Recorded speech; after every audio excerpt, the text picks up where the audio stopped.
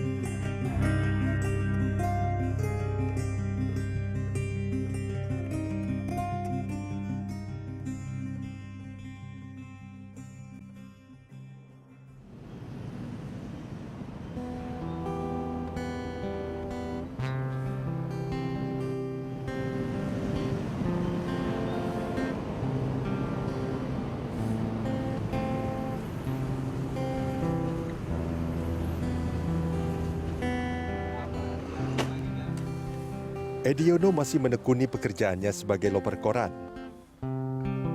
Profesi ini sudah dilakoninya sejak 29 tahun silam. Saban pagi, Ediono mengambil koran dari agen media di kawasan Harmoni.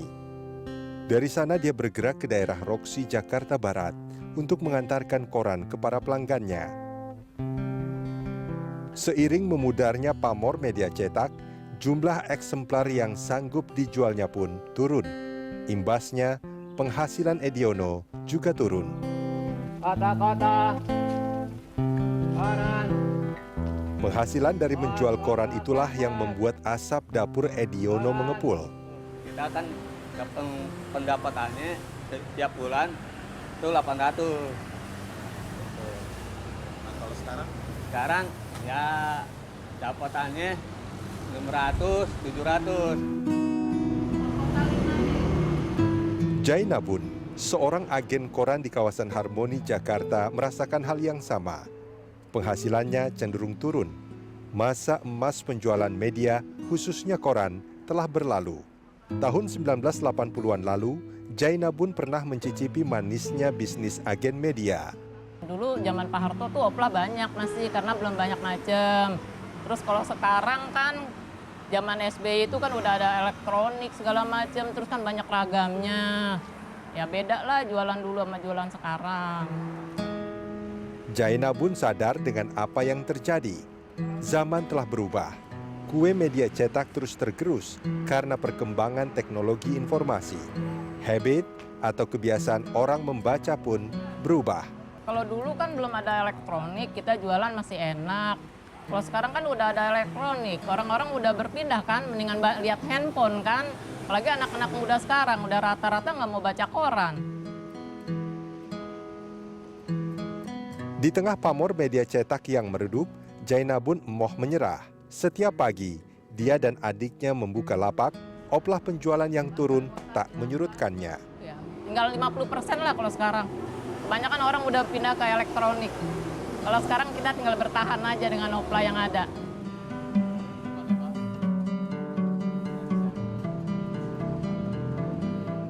Sutrisno, sesama agen koran, menyebut apa yang terjadi sekarang merupakan puncak merosotnya penjualan media cetak. Saya jualan koran sejak tahun 1981. Dalam perjalanannya, itu koran turun itu setelah ada banyak TV. Terus ditambah lagi handphone era digital. Sekarang Sutrisno hanya sanggup menjual 20% dibandingkan Oplah di masa jayanya dulu. Jadi makin kira-kira kalau dibandingkan Oplah dari dulu itu kira-kira sekarang tinggal 20%. Jadi beredaran koran tinggal 20%. Jadi yang benar-benar sekarang itu yang berlangganan. Pada 2008 hingga 2014, Oplah harian atau koran menunjukkan tren naik. Tahun 2008 total Oplah harian menembus 7,49 juta eksemplar. Dalam 6 tahun, total Oplah koran meningkat menjadi 9,65 juta eksemplar. Namun tren kenaikan itu berhenti pada tahun 2014. Pada 2015, Oplah koran melorot menjadi 8,79 juta eksemplar. Sengatannya membuat sejumlah media cetak memilih undur diri alias tutup. Harian Bola memutuskan edisi 31 Oktober 2015 sebagai edisi terakhir. Setelah itu, harian khusus sepak bola yang merupakan cicit kelompok Kompas Gramedia ini tak terbit lagi. Harian Bola ini tutup usia saat masih balita, 2,5 tahun. Hanya kakaknya, yaitu tabloid bola yang terbit mingguan yang terus menyapa pembaca setianya. Memang 5 tahun terakhir tren turunnya antara 5 sampai 7%. Terakhir 2015 ke 16 itu sekitar 5 poin sekian persen. Tentu di antara penurunan itu bukan berarti nggak ada yang tumbuh, ada. Tapi ada juga yang memang turun. Bahkan ada yang bahkan sampai gulung tikar atau tutup. Itu terjadi dan sudah diumumkan pada publik. Harian Sinar Harapan menyusul beberapa bulan kemudian. Raja Koran Sore ini tutup persis di hari terakhir tahun 2015. Sinar Harapan adalah contoh koran yang setia dengan fungsinya sebagai media massa kritis. Tak heran jika di masa Soeharto, koran Sore ini kenyang dengan bredel. Sebelum dibredel tahun 1986, Sinar Harapan pernah punya Oplah hingga 1/4 juta eksemplar, jumlah yang wow di masa itu.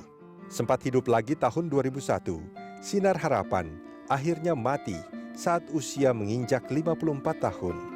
Memang terjadi di Sinar Harapan bahwa pertama menurunnya daya beli masyarakat, kemudian ini tentunya berkaitan dengan minat baca, terus kemudian kedua adalah naiknya ongkos produksi karena kertas dan sebagainya yang mahal, kemudian kue iklan yang makin menyusut. Ini sudah overall menjadi burden atau beban pada biaya produksi. Biaya produksi kami terakhir ya, sekitar kita jual koran 3.000. Itu biaya produksinya sudah sekitar 2.700, 2.800. Dan kemudian kita masih subsidi lagi terhadap para pengecer dan sebagainya. Nah, kalau itu tertutupi oleh iklan kan nggak masalah sebenarnya. Tapi ini tidak terjadi. Kue iklan terus menyusut karena kami itu sudah hampir 15 tahun, 14 tahun yang berjalan. 1 tahun pun tidak pernah mendatangkan keuntungan.